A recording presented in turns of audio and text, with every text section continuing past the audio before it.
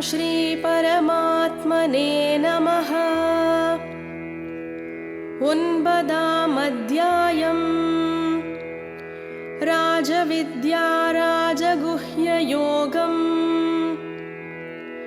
श्री भगवान उரைத்தார், மெய்ஞானத்துடன் ஞானமெனும் மறைபொருளை அறிவதால் தீங்கிலிருந்து விலகுவதை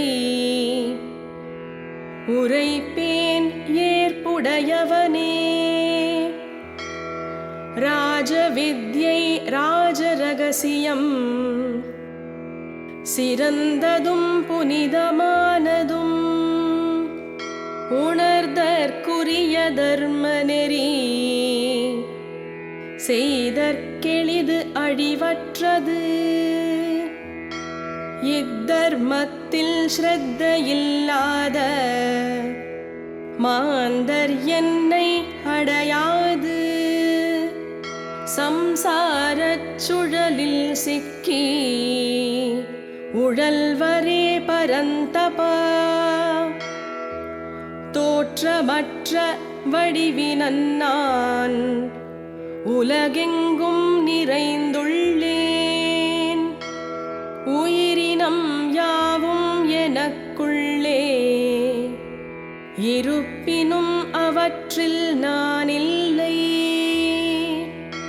உயிரிகள் யாவும் என்னில் இல்லை, உயிர்களில் நான் இல்லை. ஆயினும் படைத்து தாங்குபவன் நானே. என் மகத்தான யோகத்தை பார். எங்கும் வீசும் பெருங்காற்று ஆகாயத்திற்குள் இருத்தல் போல அனைத்து உயிர்களுமே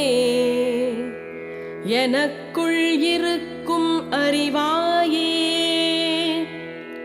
யுக முடிவில் அனைத்துயிரும் என் இயல்பில் ஒடுங்கிடும்.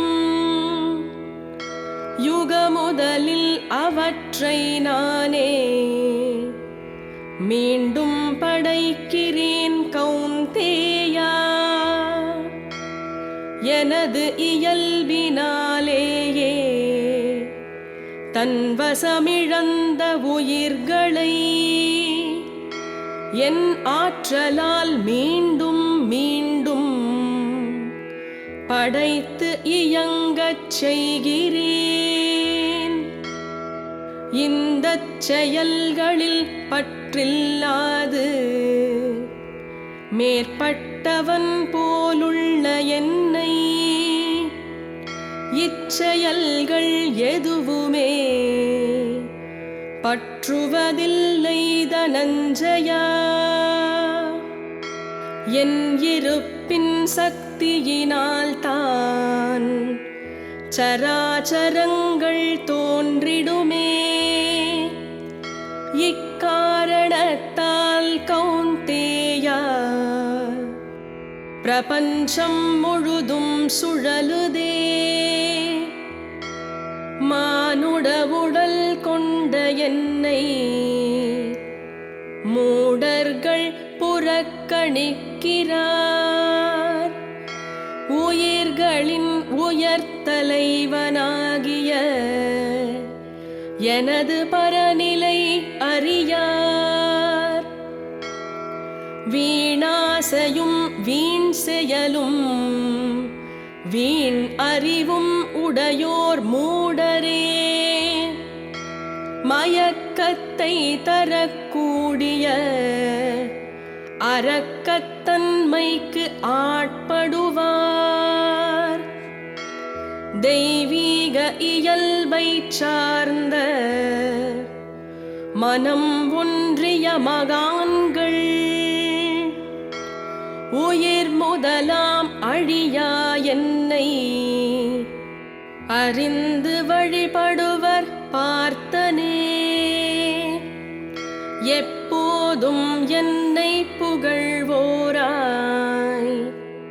முயற்சியும் திட நோன்பும் கொண்டு பக்தியாலே என்னை நித்தம் ஒரு மனதாய் வழிபடுவார். ஞான வேள்வியினால் சிலரும் ஒன்றாய் வேறாய் பலவாய் பலவிதங்களில் என்னை எல்லா இடத்திலும் வழிபடுவார். கிரதுவும் யாகமும் நானே, நீத்தார் ஆகுதியும் மருந்தும் மந்திரமும் நெய்யும் நானே, ஹோமமும் அக்னியும் நானே, அம்மையும் அப்பனும் பாட்டனும் அகிலத்தை தாங்குபவனும் தூய ஓங்காரமும் மும்மறையும் அறிய வேண்டியவனும் நானே, தலைவனும் நாதனும் இலக்கும் தஞ்சப் புகலிடம் சாட்சியும் தோழனும் தோற்றமும் அழிவும் அழியாவிதையும் செல்வமும் மழை தடுப்போனும் தருவோனும் வெப்பம் தருவோன் நான் அர்ஜுனா. அழியா நிலையும் அழிவும் உள்ளதும் இல்லதும் நானே, மூவேதம் அறிந்து யாகத்தாலெனை வணங்கி சோமம் பருகி பாவத்தினின் விடுபட்டு சொர்க்கம் வேண்டி புண்ணியத்தின் பயனாக அமரலோகத்தில் சுகம் துய்க்கின்றனர். விசால சொர்க்க சுகத்தை அனுபவித்தவர் புண்ணியம் தீர்த்த பின் மண்டுலகம் புகுந்து மூவேத தர்மம் பற்றி இன்பப் பித்தராய் பிறப்பையும் இறப்பையும் அடைகின்றனர். வேறெதும் எண்ணாமல் எனையே முறையாய் வழிபாடு செய்து என்னையே நாடுவோரின் யோகக்ஷேமத்தை காக்கிறேன். ஸ்ரத்தையுடன் எந்த பக்தர்கள் பிற தெய்வத்தை வணங்கினாலும் நியதியற்ற முறையாயினும் என்னையே தொழுகிறான் கௌந்தேயா.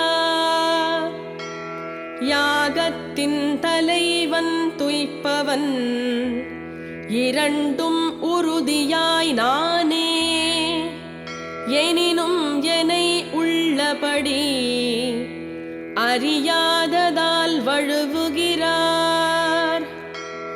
தேவரை தொழுவோர் தேவரையும் முன்னோரை தொழுவோர் முன்னோரையும் இயற்கையை தொழுவோர் இயற்கையையும் எனைத் தொழுவோர் எனையும் அடைவர். இலை மலர்கனி நீரை யார் பக்தியுடன் தரினும் தூய மனத்தோடு அர்ப்பணிப்பதை நான் அன்புடன் ஏற்று உண்கின்றேன். எதைச் செய்தாலும் உண்டாலும் யாகமும் தானமும் செய்தாலும் எத்தவம் ஆயினும் கௌந்தேயா எனக்கே அர்ப்பணம் செய்திடுவாய். சந்நியாச யோகத்தில் நிலைத்து மங்கள பலன்களின் பந்தத்தில் இருந்து விடுபட்டு என்னையே வந்து அடைவாய். அனைத்துயிரிலும் சமம் நான், விருப்பு வெறுப்பு எனக்கில்லை. பக்தியுடன் நாடுவோன் எவனோ, அவனுள் நான் என்னுள் அவன். மிகக் கொடியவனாயினும் என்னையன்றி வேறு நாடாதவன். நன்முயற்சி உடையவன் ஆதலால் அவன் சாது என்பதன் கருத்து. விரைவில் தர்மாத்மாவாகிறான், நிலைத்த அமைதியை அடைகிறான். எனதன்பன் அழிவதில்லை கௌந்தேயா, இதை அறிவுறுத்து. புண்ணியமற்ற பிறவியில் பிறந்தோறும் மெல்லியல் மாந்தர் செல்வ வளர்த்திறனோன். சுயநலச் செயலாளியும் கூட என்னை சரணடைந்தால் உயர்கதியடைவாரே. புண்ணியர் சான்றோர் மேதகு மன்னர், பக்தரும் எளிதிலனை அடைவர். நிலையில்லா சுகமில்லா உலகை அடைந்த நீ என்னை நாடிடு. பக்தனாய் உன்னுள் என்னை இருத்தி, உனை எனக் கற்பணித்து தொழு. என்னையே கதி எனக் கொண்டால் என்னையே வந்து அடைவாயே. ஓம் தத்சத்.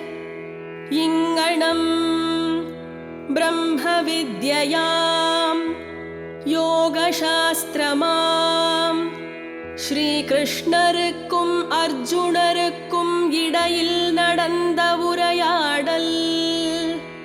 ஸ்ரீமத் பகவத்கீதை எனும் உபனிஷத்தில் ராஜவித்யா ராஜகுஹ்ய யோகம் எனும் 9ஆம் அத்தியாயமா